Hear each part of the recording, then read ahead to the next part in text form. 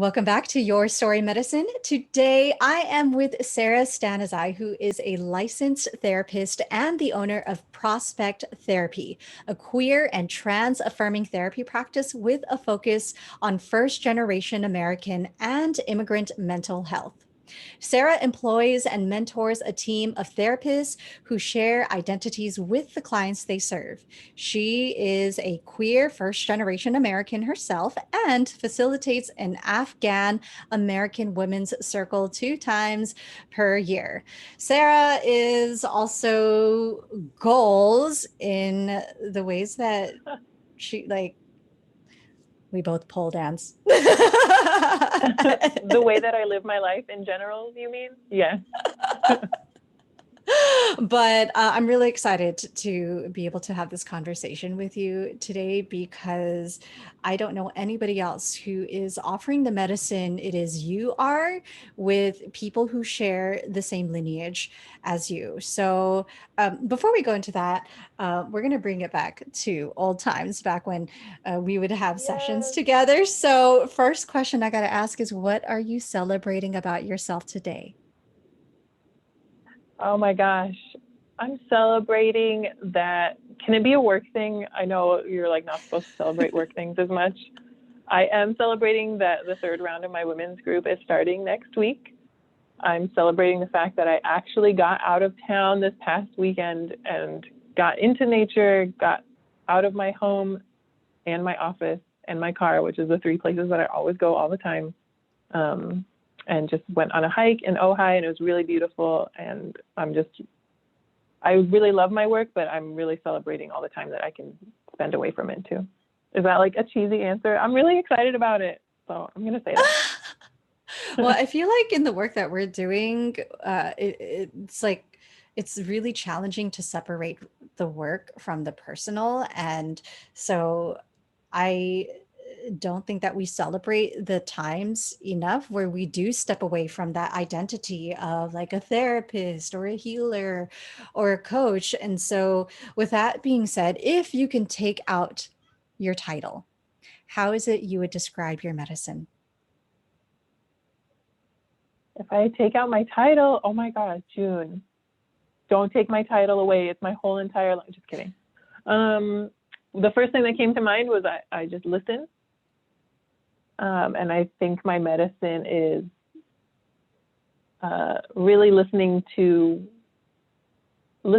people's pain and problems and actually hearing their solution or their higher self or the healing from that. And even when someone comes in and describes everything that's going wrong, my medicine is, I hear that and I validate it, and I also hear what they need. Yeah. So Sara is actually an alumni from my program, Roots to Rise. And honestly, having you in that container was just so magical because that is exactly what you did. Whenever I would feel stumped, you would step in and ask these questions, which people were like, I needed to hear that. Yeah.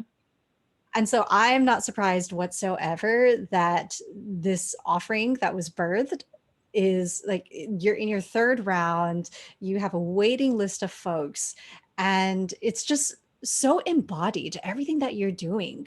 So, for folks who are hearing about what you do outside of your therapy, share with us Mm-hmm. more about, well, your ancestral lineage and why it is you felt called to create this container for other Afghan American women. Yeah. So my parents are both from Afghanistan. They were refugees and immigrants. My sister and I were born here in Los Angeles, and my whole life has been kind of this push-pull, like a love-hate, visible, invisible relationship with that part of myself, with that heritage. For a long time, nobody knew what Afghanistan was. Nobody knew a Muslim person that they knew of. And I was okay with it. I was so happy to just, leverage my proximity to whiteness and like fit in. And then 9/11 happened, and then everybody knew what Afghanistan was. And I was like, oh, dang, like I wish I could go back to nobody knowing. And that's just one example, but there are so many experiences where I didn't know like which side of that coin I landed on. Am I Afghan? Am I American? Which one is good? Which one should I be proud of? Which one should I play up? And so that was kind of my whole experience. And when I started my clinical work and I started my practice and now this group that I'm doing, it's really the result of me, I don't want to say coming to terms with, but really like integrating all those different parts of myself and feeling equally proud about all of them. And Afghans especially, you know, immigrants and first gens, we have this experience of like, you know, not being enough of either. But Afghans especially, I say we're kind of like the displaced among the displaced because, you know, Middle Eastern isn't quite right. And like Asians don't claim us. And when you say South Asian, nobody thinks of Afghanistan. So even among our own like immigrant communities, nobody knows what to make of us. And that we don't have that mirror back to us. And so all the Afghan women I'm speaking to were like, yes, what is that? Like I know who I am, and yet I don't know who I am. The only models I have are my families who I love, but often, you know, there's politics and drama and gossip and so many other like toxic traits. And so when this group like clicked into place, I was like, oh my God, why have I not been doing this whole time? And I immediately knew why I hadn't been. Like I wasn't ready until I had done all that integration work and like made peace with myself. And as soon as it opened, it filled. And it has filled so many times. And so I feel the most Afghan, I guess, when I'm being really curious. We're very known for our hospitality. So when I'm being like generous and hospitable, when I'm fearless, and when I just like push people out of the way and I like do it myself. And that's when I feel most connected to my heritage. Yeah. I find that I'll be in predominantly white spaces and I'll see like the one or two sprinkles of people of color. And I'll like scoot over to them and I'll be like, hey, so what's your story? It's like we see each other from across the room and either they will completely avoid me because they're like, oh no, like maybe internally there's a sense of competition. Ooh. Or it's like, oh, there's another one of you. And across the board, whenever I start asking them about their ancestral lineage, by the way, it's weird to ask somebody where they're from when it's like you're coming from, like, I mean, I feel like everybody asks that question out of genuine curiosity, but I know for myself it's like it's kind of a trigger when people ask like, where are you from? If I tell you, I'll say I'm in Long Beach, California. And then they'll say like, where are you really from though? Yeah. And if I share my heritage, then the response that tends to happen after that is, oh, I could see it now. I was like, what does that even mean? That trigger. It's like, first of all, what are you really asking? But also when they're like, oh, I can see it now, what they're saying is like, oh, good, I know which box to put you in. Great.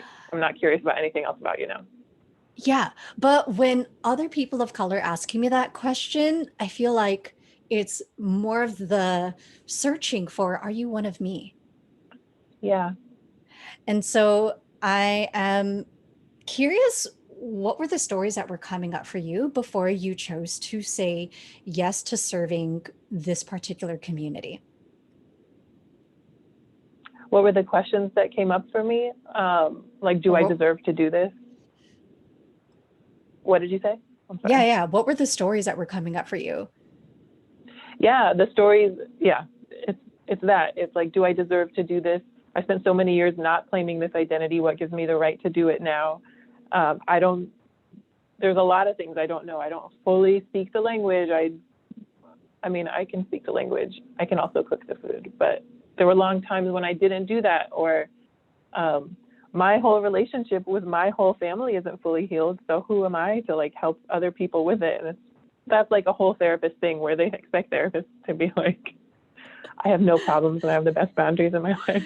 But true, even in this specifically, the stories were no one wants to hear from you. Afghan women don't help each other. They don't support each other. There's competition. There's only one way to be. And if you're not wearing Chanel, like no one wants to hear from you. There are so many narratives, not only in Afghan culture, but in the immigrant experience, and us watching our parents and elders who, you know, escaped war and came here often with nothing. And there's like such a dividing line between the people who have made it or who are doing it correctly versus people who haven't. And so all of those narratives were going through my head, and I learned the answers to those questions, and I figured out who I am. And I was like, yeah, there will be many people for whom this is not the right fit, and that's fine. But the people who, like when I put this out there and the people who understand what I'm saying and we speak the same language, this is exactly what they've been looking for. It's what I was looking for. If I had had this growing up, it would have been a totally different story. So yeah, really putting down what wasn't mine and picking up what was made me ready for this.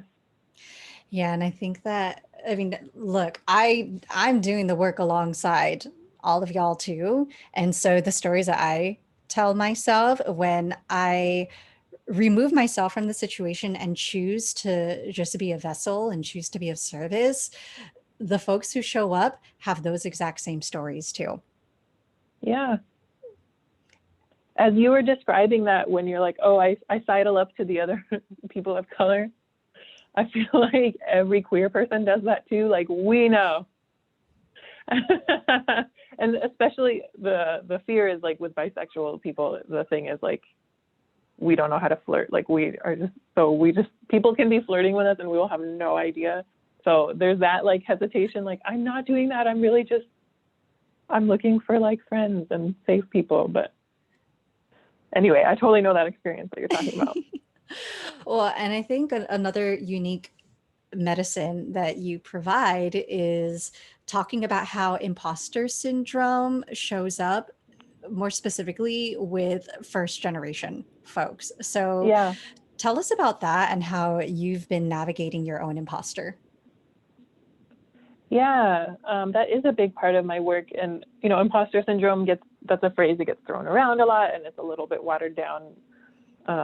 But not really, because it's really common. And it's just the way I define it is when the way you see yourself and the way the world sees you doesn't match up.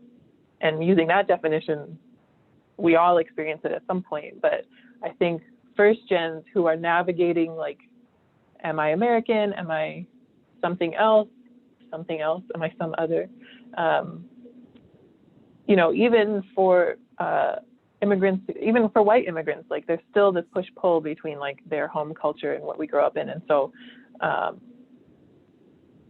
it's kind of like a pervasive message throughout our whole lives that the way I am at home or the way my family sees me or how I am during, like when I'm home, is not the same as when I have to go out and be with my friends or perform, you know, cultural norms out. Like the school lunch is like a battleground. It's like such a divisive thing for immigrant kids. And so when people don't know what to make of me or they don't understand, they haven't met someone like me, those messages get internalized, and that can really cause that imposter syndrome or not feeling like when I'm not mirrored by other people, then I don't know who I am. And that can affect me not only just in my self-esteem or my depression or anxiety or whatever you want to call it, but also in how I show up at work, how I show up in my relationships, how much I feel like I need to give people in order to kind of earn that acceptance. And when you make those connections, people are like, oh my gosh, that's what that is? Like, I'm doing that all the time. And so first gens, we have our own relationship to that experience, that people who, you know, are American or were born here or their families are from here, they experience it too, but not in the same way and not for the same reason, because they have so many peers and they have so many mirrors and people know what they mean when they say certain things. And so that's really the focus of my life and my work. Yeah. I think about our parents and the ways that they have had to silence themselves or conform, or at least like do their best to assimilate to American culture, while in the process sacrificing parts of our identity and culture in order to fit in. And I also think about like, oh, how many stories am I missing out on from my parents, from my grandparents, because the mentality being here in the United States is like out with the old and in with the new, or like we don't talk about the past because like we're not there anymore. And so I'm I'm curious what it was like for you to grow up in an Afghan household Mhm. and to be openly queer and to like choose this path where you can dye your hair green and just like say yes to being more of your unique self. Yeah, it just makes me think back to like my junior high goth, like awkward self who was like, I would not have been able to dye my hair green for sure. But like, I was like, there's this urge to rebel, and like, you know, every adolescent goes through something like that. But that, like, what was I rebelling against? And I just remember growing up feeling like there was kind of like this sense of fear and like insulation. And I never knew exactly what we were afraid of, but it was like, well, we don't want to be too visible. We don't want people to pay too much attention to us. And it's not like, you know, it wasn't like a Breaking Bad situation where like nobody can come into our house, because like it was, you know, we were like a typical family in a lot of ways. And yet I think it was very clear that we needed to blend in. We needed to be successful in these very traditional ways. And I think what I was doing was kind of like pushing against that, not just to see what I could get away with or like see how far I could go. I was like I was a very good kid. I was like straight A student, very obedient, very quiet, like very quiet for a long time. I know it's hard to imagine, but anyways. So I'm not going to pretend that I was like some rebel, that I was like out there stealing motorcycles or something, but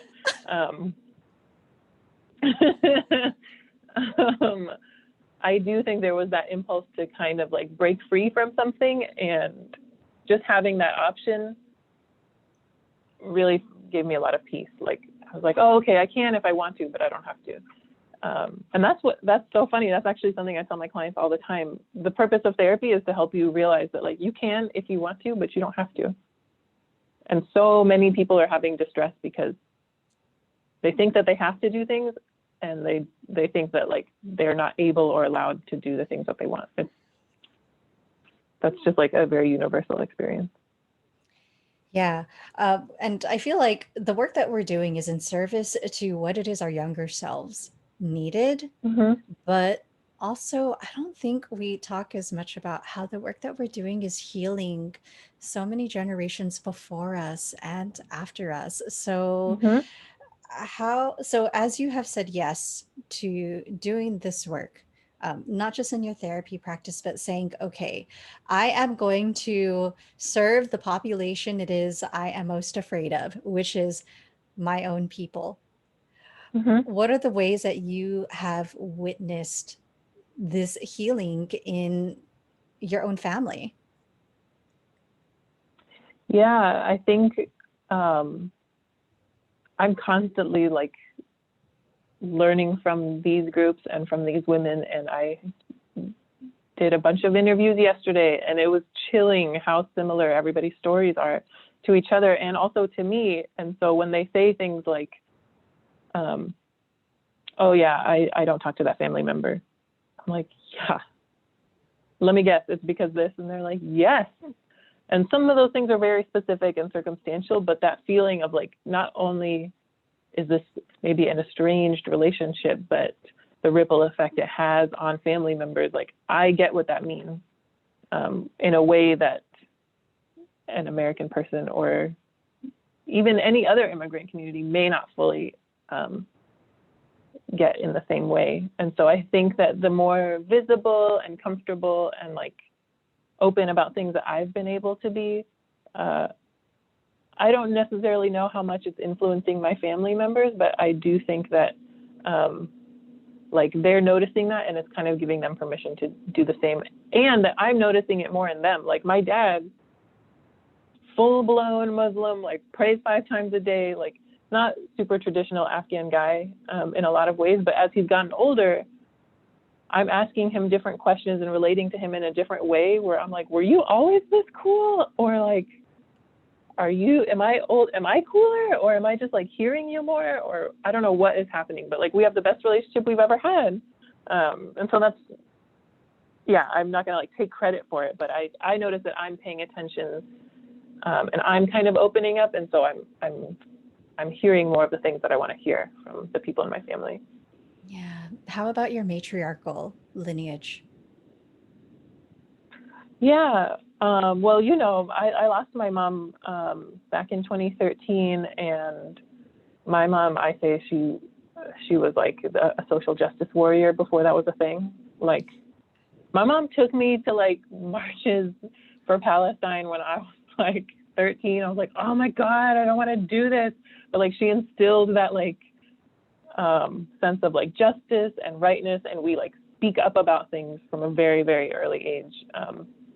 And so anyway, she like taught me a lot, and I describe her like she was my biggest champion. And fun fact, my mom also was a therapist, and she became a therapist. I watched her become one again, like in junior high school. So I kind of knew her before and after. And I didn't become a therapist because like she really wanted me to, or she pressured me or anything like that. I feel like I came to it on my own, but she was really proud and she was very excited and she helped me. But she passed away before I even started my business, before I started this women's group. And so, you know, I like to think that I don't want to say I'm honoring her, because she'd be like, you don't need to honor me. Like, just live your life. Like, don't do it for me, do it for you. Like, don't be silly. So I'm not honoring her, but I do remember her, and I do feel like I embody her because of that. My mom was not quiet. She was not, she was like super, super rebellious. And so I think those are the qualities that I get from her. And I remember her as I hear these stories from these other women and about their relationships with their moms. And so it's just a really lovely way to remember her and like keep her with me, I'll say. Yeah, I just need a preface to those who are listening that as this offering was being birthed, I felt your mother in our sessions. Mm-hmm. Felt her being like, our people need this. You know, I Mm-hmm. took you to protest on the streets, but what about the healing that still needs to happen in our own community? And Mm-hmm. I think that it was launched around like her birthday or something. And so Oh yeah, it yeah. was. Oh yeah, you remember that. That's true. When I started Roots to Rise, and when I started like even envisioning this program, I dedicated this to my mom and her memory, and like her mom and the women that came before her. And Afghanistan is such a like mystical, powerful like place in the shadows of the world, like high mountains, deep valleys, like nomadic people. Like, I mean, there's like so much energy and so much power there. And it is for sure, it's with everybody, but Afghan women are just like an unstoppable force. And I'm just like, that's the energy that I'm harnessing. And that's what I feel like. That's why it feels like this program is like, just, it has a life of its own. I was telling you before, like, I don't do a great job of like advertising or posting about it. Yeah. And it sells out every time. So like, we need it. And everybody I speak to is like, one, I'm so glad you're doing this. I've never seen anything like this.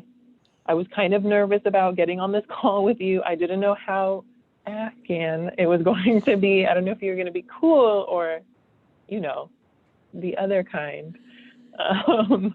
And I think I could just feel the like relief. Like as soon as people have the conversation with me, we don't even, like as soon as we sign on, they're like, oh, okay, I'm in. So Yes. it's really fun. And it is really healing for me to like, you know, build this community that I didn't have growing up either. Yeah, we create the very spaces it is we prayed for. And as you are doing this work, healing your own lineage, I could see the ways that it is rippling out into the people who you are creating the sacred container for. Mm-hmm. So, what is it that you are doing to stay grounded in these times? And also, what is it that you have been learning to release, especially as you have been fully stepping into this role of not just being a therapist, but as somebody who gets to be a leader in your Mm-hmm. community? Yeah, it's wild to think about that, isn't it?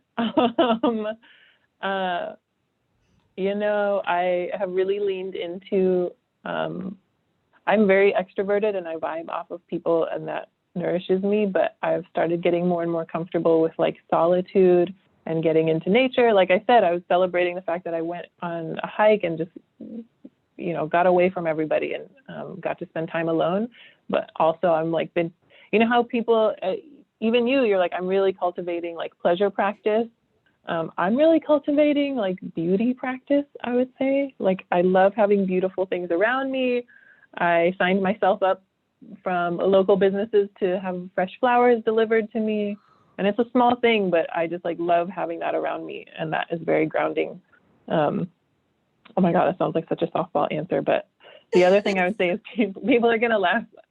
People who know me are going to laugh because I think the other thing I've been doing is journaling. Oh my God, I used to hate journaling. And it's like the biggest 180 I've done. One, because I was like, I already know what I'm going to say. I don't need to write it down, but I'm always surprised. And if you write long enough, something will come up that you're surprised by.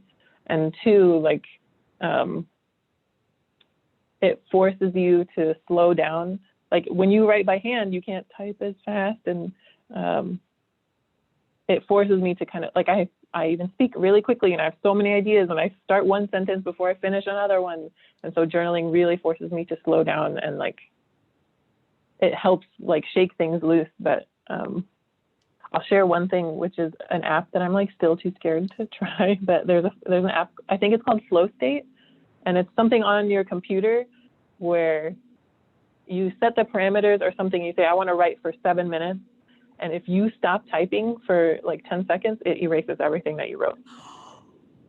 I know.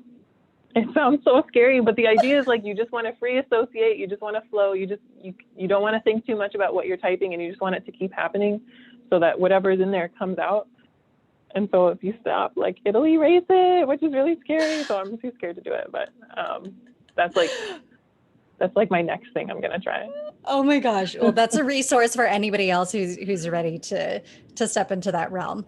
So, who would you feel well, okay, I do have a question for anybody who is afraid to branch out beyond their private practice to Mm-hmm.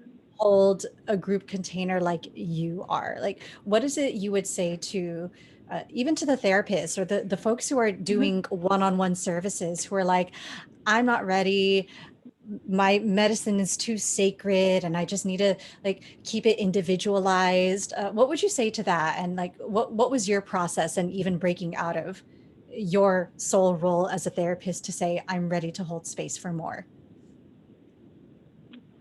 Yeah, that's like a lot of questions in one, but I think every therapist, um, I hope every therapist knows this. Oh my gosh, what if they don't? Anyway, remember that thing I said about my mind going like a million miles a minute? Like we Yeah. all know the power of group and of witnessing, even if we work, you know, in relationships like couples or families, or literally in groups. So we know what it's like how that takes on a life of its own and how healing that can be. So definitely like embrace that process, and you don't have to, one-on-one is great, but I feel like we're missing out on things when it's just us two. And you don't have to be afraid of that. And then, there are like, we're not the first ones to do this. There are definitely ways that you can expand your offerings and use the tools that you have, and also go outside of those. It's not the end all be all. Nobody's going to pretend like my master's degree like taught me every single thing I need to know. Like, it's a tool that we have, and also we can go outside of that and use other tools. And there's plenty of people who do it, and you can learn the details and the logistics that you need. And I don't think that we give ourselves enough credit to acknowledge that our lived experience gets to be a testament of our expertise. Yeah. I think like those two things are a balance. Like, it's not enough to just have lived experience, just because like otherwise you're just a very expensive friend. Like, my friends have lived experience, and they're very helpful, and they're great. I would not have survived without my friends. And also, when you have I don't want to say expertise, but you have like other training and experience and knowledge, you can combine those two things, because that on its own also is not enough. And somebody who read a textbook like also cannot help me all the way. I'm sure they will also be helpful, but it's missing something. So having both is like, for me, that's the sweet spot, and that's when you just have more that you can pull from. Yeah, I'd love to use the quote, shame dies in places where our story is shared. And so the beauty of being able to have the group container it is that you do is that you can actually remove yourself as the therapist or the healer and allow other people's shares, their own lived experiences, to be the medicine for somebody else's breakthrough. Yeah. And that's exactly what happens. Yeah. So share with us more about your current offerings and where is it can people find you? And then I have one more question for you after that. Okay. So Prospect Therapy, you can learn all about all of our services on our website, prospecttherapy.com. We do work with people one-on-one and couples and relationships, teens, families, you name it. We have a team of therapists who all similarly have lived experience and share, those identities and experiences with our clients. We do have a couple of groups that we're going to be offering in the next month or two. Right now, I'm running the Afghan-American women's group, and we're starting our next round now, but I know I'm just going to keep doing it so people can get on the wait list or the mailing list. So that's a great place to learn about all of our offerings. And then the best place to learn about like the silly, ridiculous things that I'm doing on a day-to-day basis, they can follow me on Instagram, also at Prospect Therapy.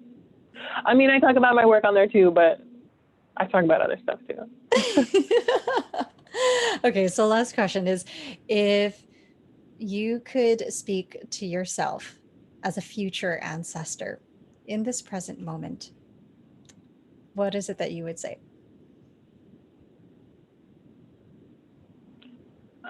I would share an affirmation that came to me in your program, speaking to that inner kid and that younger version of myself. I would say, like, you have always been who you're becoming, and trust yourself and just move forward. You're doing it.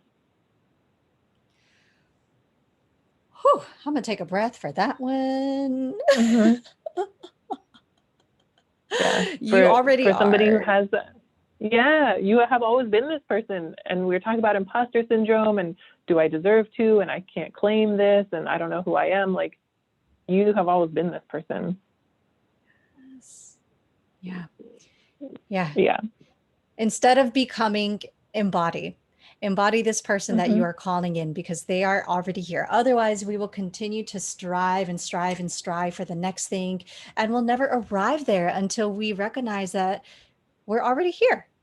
So Thank you so much, Sarah, for your medicine, for your sisterhood, for your trust, for your stories, and for the work that you are doing. Because I even feel it rippling out into my own lineage, and I'm just so grateful for you.